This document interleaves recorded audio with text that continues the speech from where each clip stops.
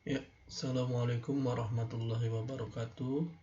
Kita lanjutkan pertemuan fisika zat padat untuk hari kedua, hari ketiga berarti ya. Hari ini akan melanjutkan tentang berkaitan dengan struktur kristal. Ya.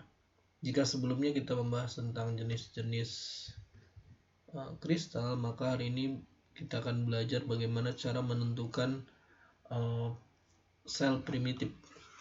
Ya, salah satunya dengan cara Wigner-Seitz method atau metode Wigner-Seitz.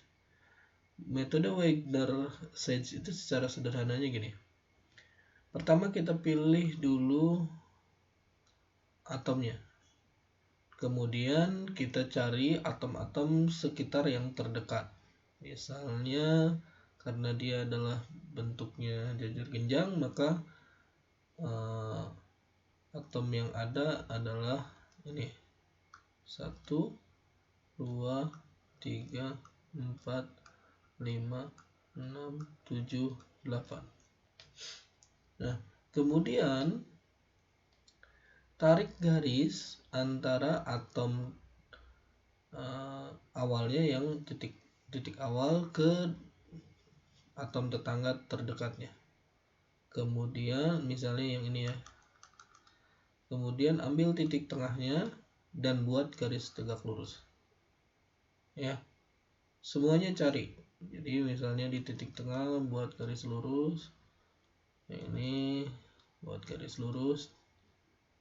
Potong titik tengahnya buat garis lurus, buat garis lurus, buat garis lurus, buat garis lurus, garis lurus, dan seterusnya. Nah, intinya adalah ruang yang dibatasi oleh perpotongan atau dibatasi oleh garis-garis tengah tadi yang saling berpotongan, maka kita sebut dia adalah sel Wigner-Seitz. Ya. Itu metode di Wigner-Seitz cell. Secara sederhananya itu ya. Jadi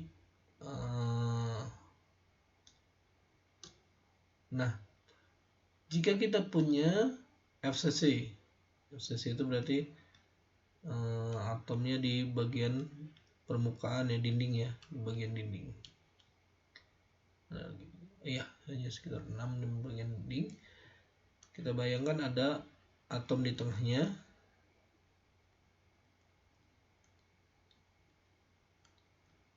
Ya, atom tengah, maka kita buat garis buat sini ke sini, sini, dan seterusnya.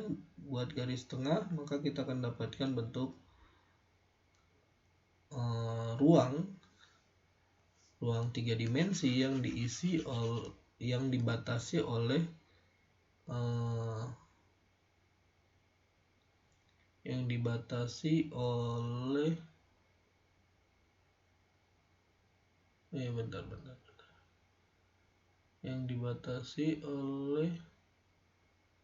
bidang perpotongan antara atom yang di tengah dengan yang terdekatnya.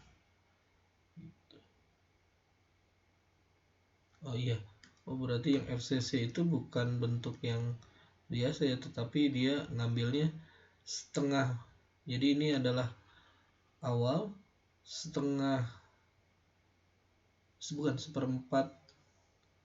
atas kanan, seperempat atas kiri, seperempat atas bawah, seperempat bawah, seperempat bawah kanan dan kiri itu ya, sehingga bentuknya akan seperti ini.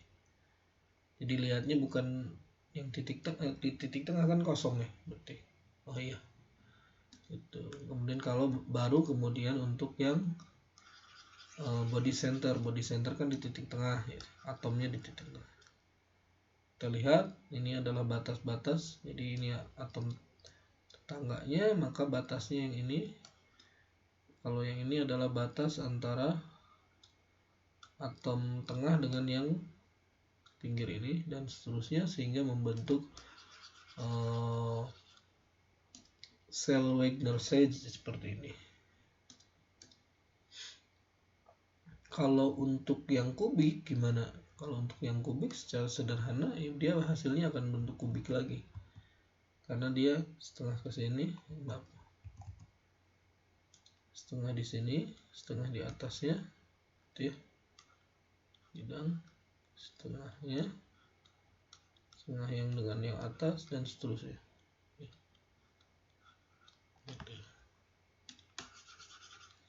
Nah, ada cara untuk menggambarkan unit sel satuan, ya. Pertama dengan cara mengidentifikasi posisi dari masing-masing atom. Misal untuk yang kubik, ya, untuk yang kubik posisi awalnya adalah 0,00, itu x-nya 0, y-nya 0, dan z-nya 0. Kemudian x-nya 1. Ini karena masing-masing rusuknya besarnya A, gitu ya. Jadi kita asumsinya adalah A kali 1, x-nya 1, y-nya 0, dan z-nya 0. Kalau ini adalah x-nya 0, y-nya 1, z-nya 0, dan seterusnya, masing-masing posisi dari atomnya. Kalau untuk body center kubik, coba kita lihat, ini posisi asalnya 0,00, kemudian hampir sama seperti yang kubik, simbol kubik biasa, cuma bedanya ada titik atom di tengah dengan posisi setengah, setengah, dan setengah, setengah, setengah, setengah, gitu ya, di sini titik ini.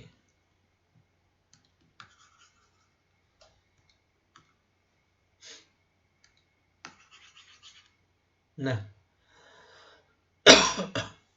bagaimana cara untuk membuat notasi vektor yang menggambarkan translasi dari titik ini, dari titik origin atau titik asal ke suatu titik translasi ini? Ya, kita gunakan vektor translasi yang seperti ini yang sebelumnya kita bahas, di mana translasi ini sebanding dengan perpindahan integer ke arah x, sumbu, ya, maaf, bukan sama arah x, sumbu A1, kemudian perkalian integer sumbu A2 dan sumbu A3. Jadi ketika nanti kita tulis, dia akan nah,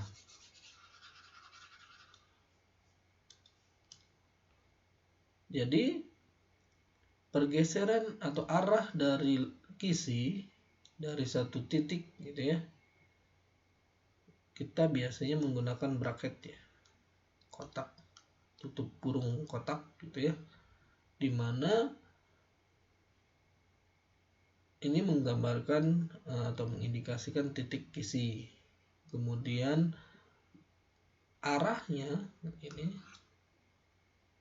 arahnya jadi bilangan ininya, integernya, N1, N2, N3 itu menggambarkan tentang vektor translasinya. Ya, cara penulisan sederhana untuk menggambarkan vektor translasinya, yang biasanya kita tulis dengan bilangan bulat, ya, bukan dalam tanda kutip, bukan bilangan rasional, gitu ya, atau bilangan pembagian. Contoh, ya,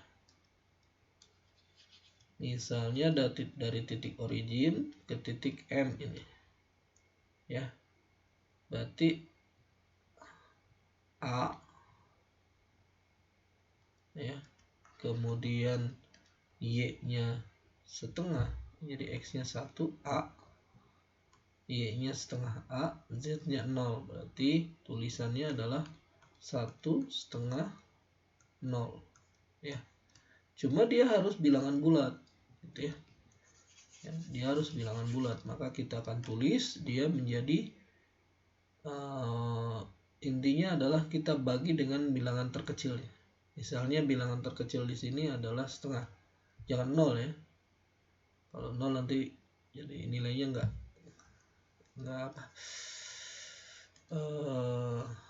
nggak bisa ditentukan ya.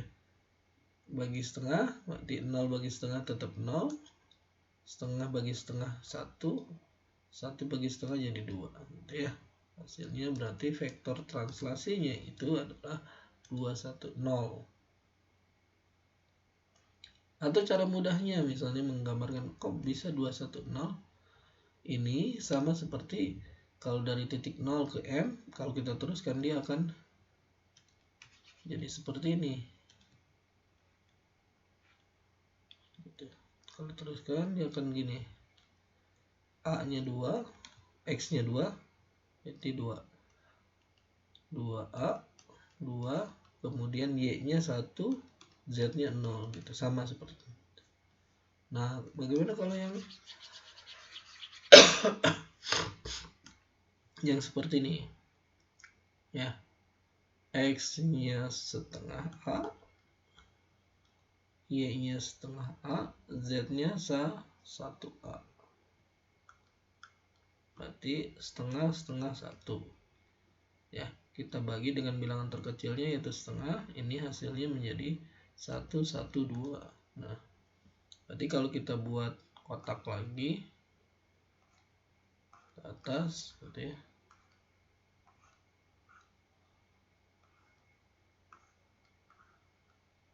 jadi kira-kira garis dari 0 ke titik ini itu kalau kita teruskan akan ke pojok atas dengan Z nya 2A, X nya A, Y nya A, berarti 112 sama ya.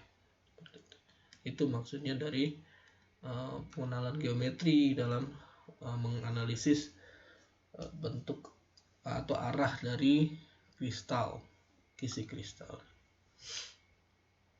Tapi bisa juga dalam penulisannya ada nilai-nilai yang negatif, di mana arahnya tidak selalu ke arah X positif tapi bisa ke arah negatif. Kenapa? Karena A1, A2, dan A3 itu tidak selalu ortogonal, tidak selalu arahnya arah X, Y, Z, tetapi dia vektor bebas yang tidak unik gitu ya. Contohnya adalah minggu kemarin kita sudah bahas arah A1, A2, A3 untuk BCC, body center kubik, itu tidak unik gitu ya. Artinya dia ada arah negatif sesuai dengan posisi dari atom-atomnya. Nah bagaimana kalau yang negatif? Misalnya kita lihat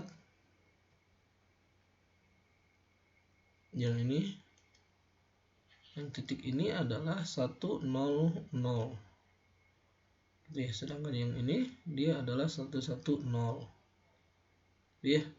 Nah bagaimana kalau dari ininya berubah jadi O, titik S ini berubah jadi O, kemudian ke titik negatif ini, maka penulisannya tetap 110 tetapi dengan tanda negatif di atas angka yang negatifnya tadi. Misalnya kan biasanya kalau penulisannya menjadi harusnya -1, -1, 0, tetapi penyederhanaannya jadi 1 negatif, negatif 1 dan 0 gitu. Jadi penulisannya hampir sama menggunakan braket kotak tetapi dengan tanda curug ya, negatif.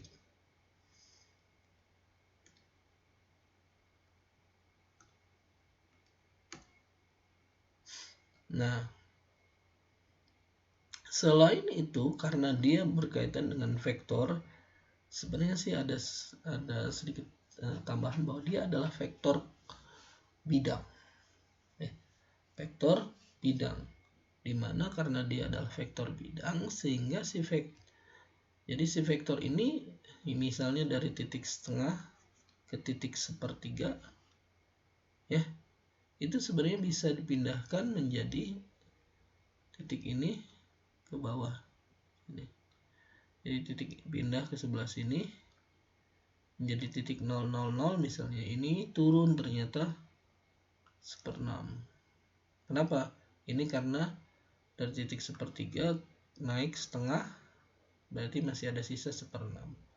Hasilnya adalah X-nya minus 1, Y-nya, kenapa X-nya minus 1? Karena ke arah sini, X-nya minus A. Kemudian Y-nya sendiri dia positif karena ke arah sini. Kemudian Z-nya dia berarti di Z-nya ke bawah karena dia ada selisih minus. Berarti kita tulis harusnya adalah 1 curug 1/6.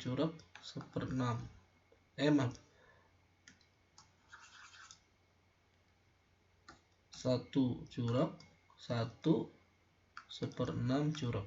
Ya, karena dia negatif ya. 1/6 curug.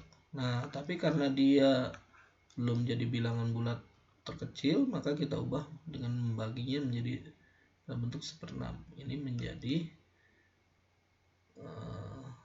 tapi pembaginya yang positif ya. Berarti ini menjadi 6 curug 6 1 curug. Gini. Oke.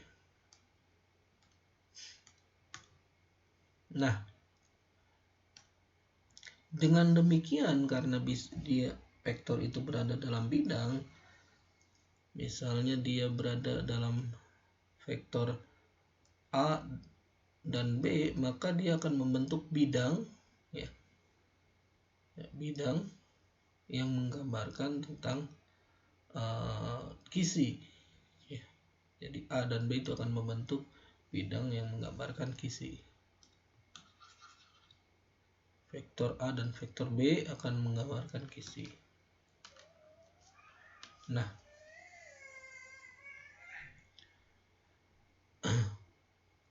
untuk menggambarkan bidang pada kisi, cara termudahnya adalah menggunakan indeks Miller ya.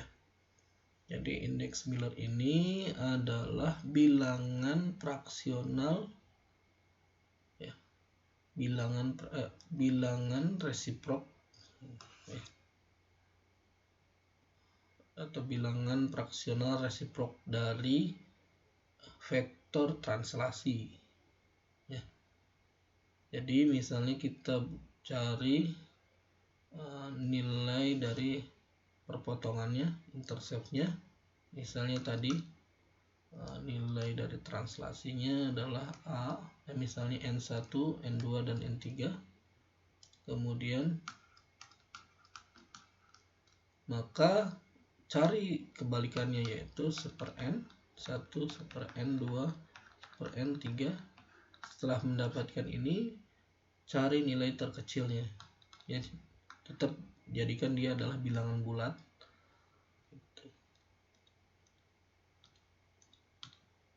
Contoh ya, titik ini ya, di bidang ini,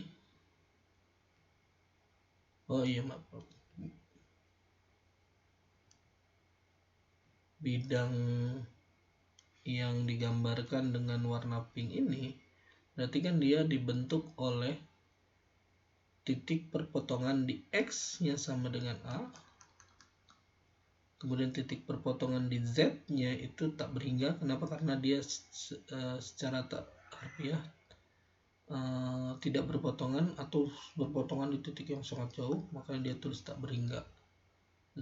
Z-nya juga tak berhingga, maka ini adalah titik perpotongan bidang di sumbu ya, titik perpotongan bidang di sumbu. Maka kisi resiproknya itu adalah 1 dibagi poin ini jadi 1/1 tak berhingga ini, Z-nya adalah 1 per tak berhingga juga, hasilnya adalah 100. Maka indeks Miller untuk bidang ini adalah 100.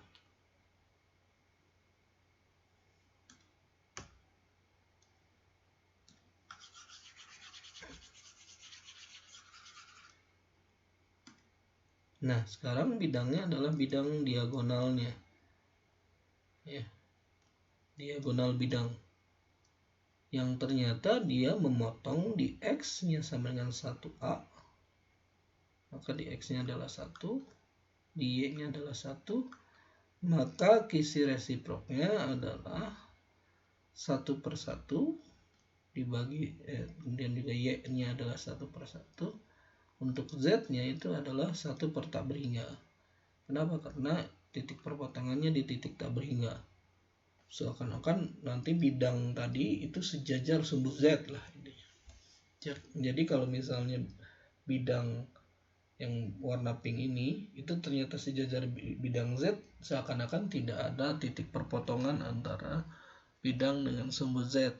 Atau kalaupun ada, nanti di titik tak berhingga nanti. Hasilnya adalah 1, 1, 0, maka indeks Miller ini menggambarkan 1, 1, 0.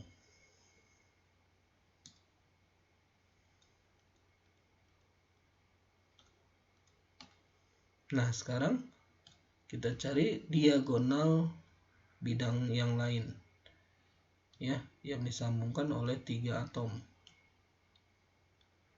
Ya, jadi kalau misalnya secara harfiah dari titik ini ke pojok sini, ya, maaf ini basisnya kurang pas dengan pojok-pojok kisinya, mungkin karena PPT-nya kurang bagus, jadi nanti kita perbaiki. Intinya adalah bidang ini menghadap seakan-akan dari titik asal ke titik pojok kanan depan, ya, untuk atas kanan depan, ya, berarti ke arah sini, ya, tanda panah ya, ke arah sini. Nah, coba perhatikan bidang ini memotong sumbu X di 1, memotong di sumbu Y di sebesar 1, dan di Z sebesar 1. Maka kita lihat isi resiproknya adalah 1, 1, 1, rasio terkecilnya adalah 1, 1, maka indeks Millernya itu adalah 1, 1, 1. Ya.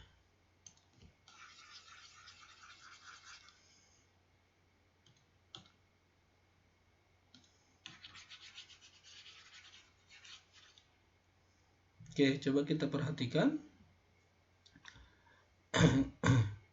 Ini ada bidang baru dari titik tengah X ke sumbu Y, memotong sumbu Y dan sejajar sumbu Z.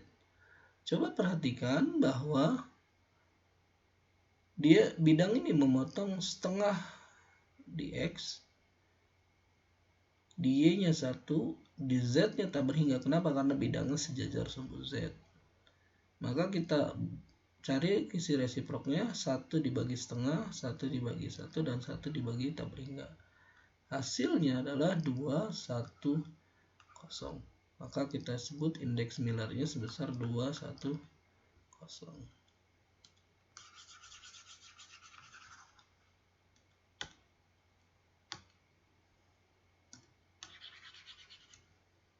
Coba kita lihat. Ini X, ini Y, ini Z. Coba perhatikan, jika kita lihat bahwa yang abu-abu yang bagian bawah ini, ya, yang bawah ini,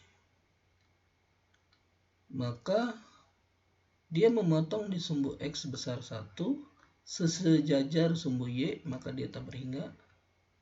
Memotong di tak berhingga, sedangkan di sumbu Z-nya itu setengah. Maka kita cari bilangan resiproknya, itu menjadi 1/1, 1 per tak berhingga, dan 1 per setengah. Hasilnya kita dapat indeks Millernya adalah 1, 0, 2. Oke. Sekarang kita lihat yang bidang yang kedua. Oke, bidang yang kedua itu memotong sumbu X-nya sebesar 2A, kemudian tak berhingga di titik Y-nya, kemudian 1A di sumbu Z-nya. atau secara sederhana menjadi 2 tak berhingga dan 1. Maka kisi resiproknya adalah setengah seper tak berhingga jadi 1/1. Hasilnya adalah setengah, 0, dan 1. Ya, indeks Millernya adalah setengah, 0, dan 1. Tetapi karena ini masih bilangan pecahan, maka kita ubah menjadi setengah bagi setengah jadi 1, 0 bagi setengah tetap 0, 1 dibagi setengah jadi 2. Maka indeks Millernya tetap 102. Nah, apa maknanya? Maknanya adalah bidang yang sejajar, bidang kristal yang sejajar atau bidang kisi yang sejajar, misalnya yang tadi yang abu-abu dengan yang di atasnya, yang ini bidang 1 dan bidang 2 yang ternyata sejajar. Ya, sejajar, kita bisa lihat dia sejajar. Cuma pindah saja dari atas ke bawah atau dari bawah ke atas. Maka ternyata dia memiliki indeks Miller yang sama, gitu. Jadi dia tetap memiliki indeks Miller yang sama. Ya. Oke, kemudian contoh misalnya indeks Miller ini seperti ini. Dia memotong di X-nya sebesar 3. Ya. 3, di Y-nya sebesar 2, di Z-nya sebesar 2. Ya.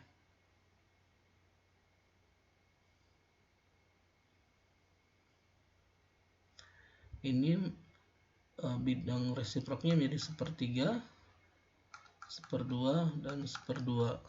Ya. Bilangan resiproknya seperti ini. Kemudian kita cari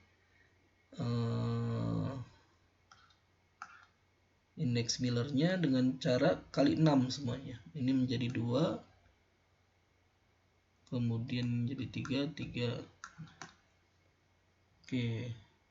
Jadi indeks Millernya berubah menjadi 2, 3, 3. Kemudian juga arah dari bidangnya itu sebesar vektornya adalah 2, 3, 3. Jadi indeks Miller itu adalah bisa dianggap sebagai representasi dari vektor bidang. Ini representasi vektor bidang dari kisi kristal. Ya. Nah, contoh tadi kalau bidang seperti ini menjadi 1, 0, 0. Kalau bidangnya seperti ini menjadi 1, 1, 0. Kalau bidang ini menjadi 1, 1, 1. Kalau setengahnya itu menjadi 2, 0, 0. Kemudian kalau misalnya dia di belakang itu menjadi negatif, menjadi 1, minus 1, 0, 0.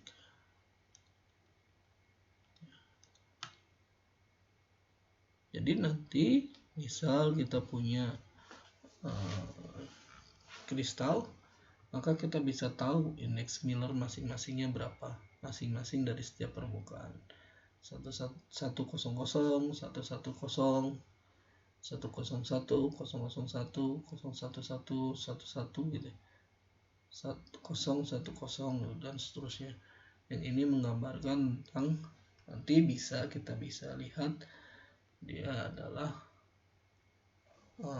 hampir mirip seperti Wagner-Seitz ya. Atau intinya adalah kita bisa tahu indeks Miller dari Wagner-Seitz. Nah, yang menarik adalah jika dia memiliki notasi yang hampir mirip, misalnya 1, 0, 0, 0, 1, 0, 0, 0, 1, 0, minus 1, 0, dan 0, 0, minus 1, dan seterusnya, itu ternyata ya dapat direpresentasikan dengan satu angka yang sama, 1, 0, 0, yang ini. Atau misalnya yang negatif 1, 1, 1, ada yang negatifnya dan seterusnya, bisa direpresentasikan menjadi 1, 1, 0, di mana ini menggambarkan atau merepresentasikan HKL, yaitu bidang yang ekuivalen atau bidang ini tuh dia saling ekuivalen, hanya seakan-akan dia adalah bidang yang dirotasikan secara simetri ya.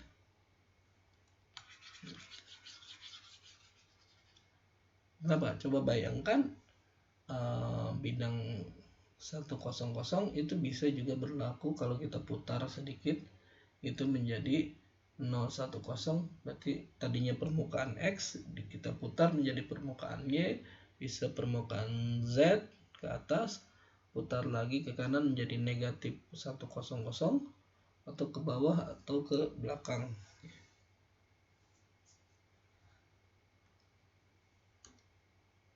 Oke, sekian perkuliahan kita hari ini. Semoga bermanfaat ya. Sampai ketemu lagi. Assalamualaikum warahmatullahi wabarakatuh.